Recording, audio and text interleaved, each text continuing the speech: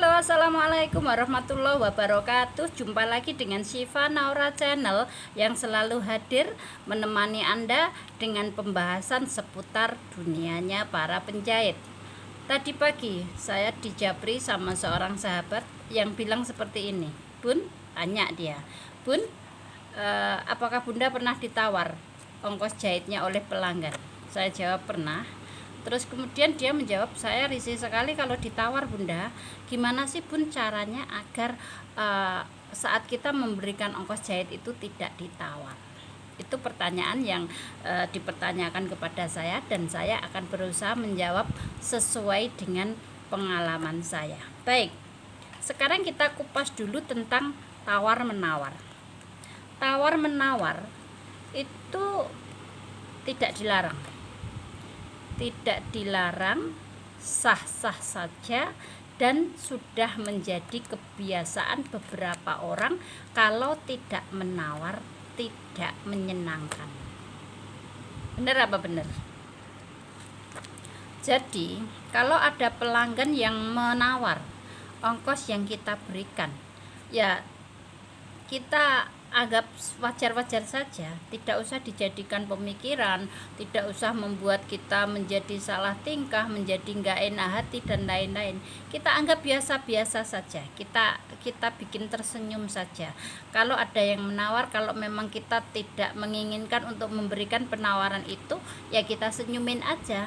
Karena menawar itu kan sifatnya tidak memaksa, diberi mereka senang, tidak dikasih juga tidak apa-apa. Dan biasanya memang ada sih yang merengek-rengek, kasih kurang dong, kasih lebih murah dong gitu. Ya itu tergantung kita. Pada intinya kalau kita ditawar terus kemudian kita kasih, misalnya kurangin dong Bun, ya udah kita kasih turun 5.000, mereka udah sangat senang, kenapa tidak gitu loh. Atau kalau memang kita tidak mau ngasih, kita senyumin aja, ya udah kalau mau dikurangi nanti lehernya nggak usah dipasang ya, pasang sendiri gitu. Kita bikin tertawa aja, kita bikin enjoy aja, mereka tidak merasa nggak enak hati, kita juga tidak merasa nggak enak hati. Karena pada prakteknya kalau kita kalau ada yang menawar kemudian kita kasih, biasanya itu beruntun itu maksudnya dia akan cerita kepada kawannya, ini tadi ongkosnya 125 loh, terus kemudian saya tawar ternyata dikasih 120. Oh gitu ya, bisa ditawar ya, ya udah nanti kalau aku mau menjahitkan aku juga akan mau nawar. Biasanya beruntun seperti itu, karena akan menjadi buah bibir atau menjadi omongan. Biasa kan kalau di kampung itu apapun bisa jadi omongan. Aku tadi jahitkan di sana sekian, aku tawar dikasih. Nah lain kali kawannya datang menjahitkan, menawar juga. Nah itu suatu yang lumrah kok, nggak usah terlalu dipikirkan, nggak usah terlalu dibikin gimana-gimana, santai aja menghadapi hidup. Baik, agar penjelasan saya lebih terasa bisa dimengerti, kita akan kupas dulu karakter para pelanggan. Para pelanggan itu memiliki banyak karakter. Yang pertama, karakter pertama adalah pelanggan yang suka menawar itu tadi. Yang kedua, pelanggan yang tidak mau tawar menawar, berapapun yang kita bilang mereka bayar. Ya. Terus yang ketiga, karakter orang yang suka survei harga.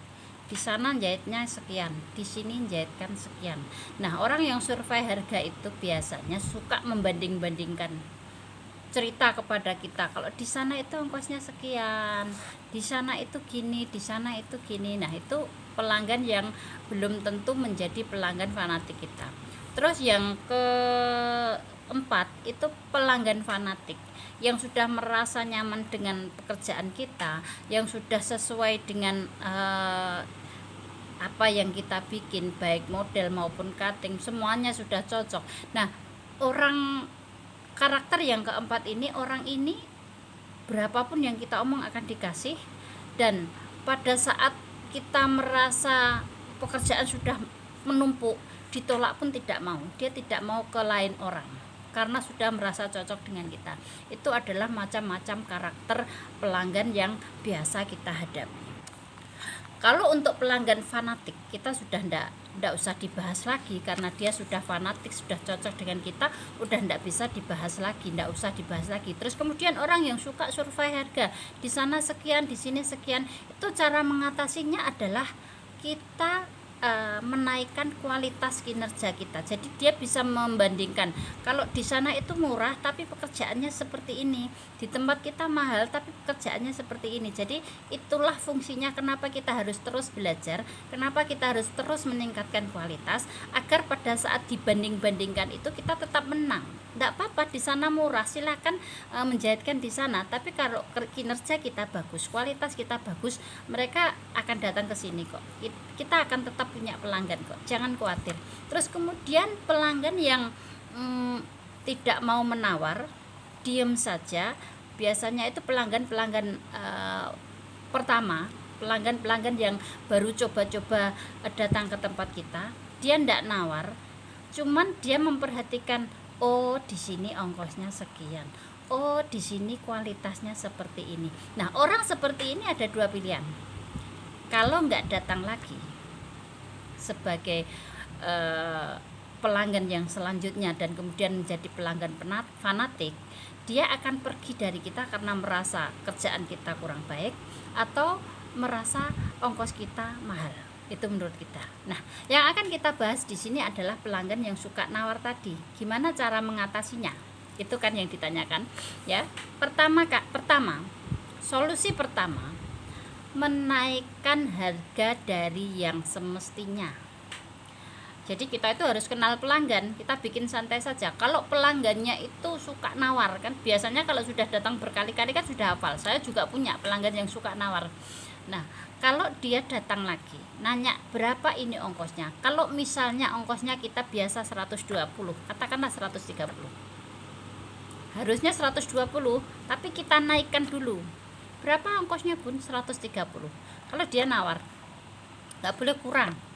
Ya tinggal kita kasih aja, ya udah 120. Mereka akan senang, padahal harga aslinya seperti itu. Itu trik yang pertama. Kemudian trik yang kedua, tidak melayani tawar-menawar. Misalnya, Bun, ini berapa? 120. Boleh kurang enggak? Katakan saja enggak bisa kurang, itu sudah ongkosnya.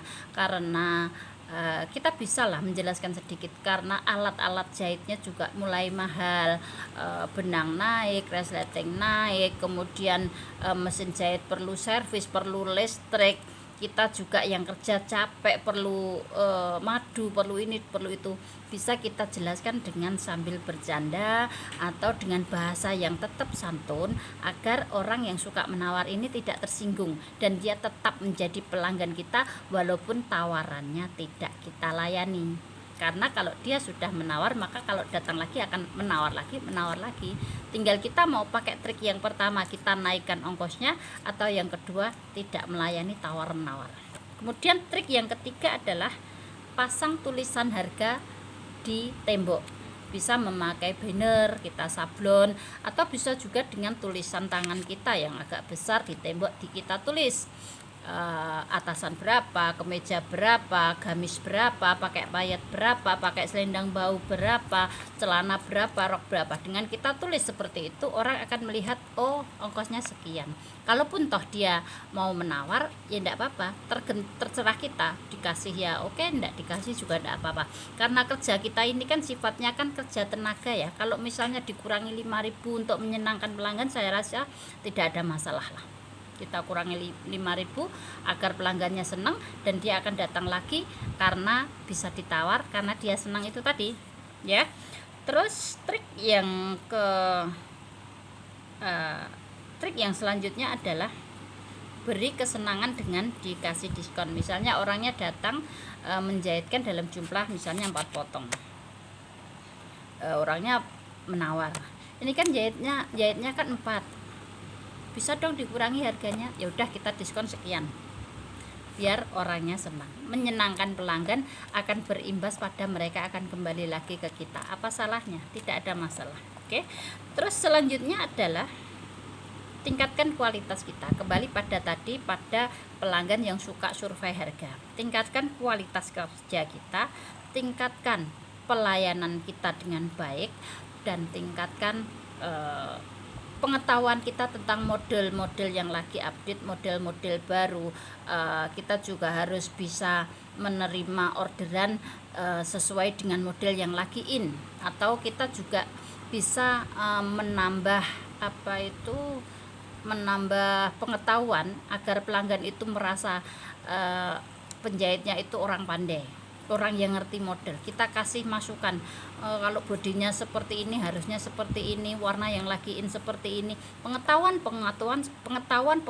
yang lebih itu akan membuat pelanggan yakin, ini penjahitku ini orang pinter, maksudnya orang ngerti, orang paham model, paham warna, paham postur tubuh. Itu akan membuat nilai kita lebih, dan itu akan mematahkan pelanggan kita yang suka survei ke sana, survei ke sini, dan dia akan merasa yakin bahwa kita adalah penjahit yang tepat untuk mereka.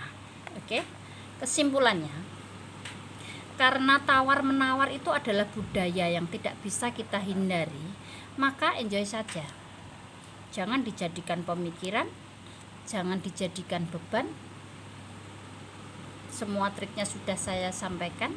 Jadi pada saat ditawar, ini mesti nawar, enggak usah gerundel, enggak usah berkeluh kesah.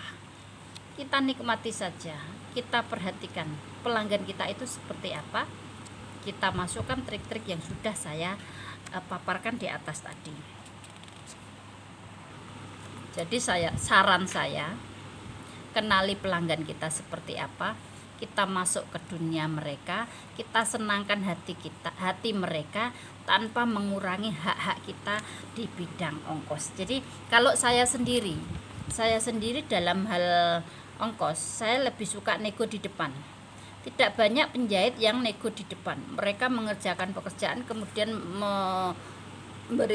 memberitahukan ongkosnya setelah pekerjaan jadi. Tapi saya tidak lakukan itu. Kalau saya terbiasa dengan nego di depan. Saya mau buat baju seperti ini, pun ongkosnya berapa? Karena saya melayani sekalian bahan, dan 80% pelanggan saya adalah pelanggan online yang otomatis bahan beserta ongkos jahit, maka saya terbiasa nego di depan. Misalnya untuk satu baju seperti ini ongkosnya berapa beserta bahannya, saya bilang 300, dan ada juga yang nawar, ada yang tidak nawar, ada yang saya tawarkan mau harga yang lebih rendah dengan bahan yang sedikit di bawahnya, atau mau yang kualitas bagus dengan harga yang di atasnya. Demikian trik dari saya menghadapi pelanggan-pelanggan yang suka menawar. Semoga membantu, semoga menginspirasi, dan terus semangat. Jangan malas, jangan pantang, jangan menyerah, dan tetaplah semangat. Karena dunia jahit-menjahit adalah dunia yang menyenangkan bagi kita para pekerja yang menyukai fashion. Wassalamualaikum warahmatullahi wabarakatuh.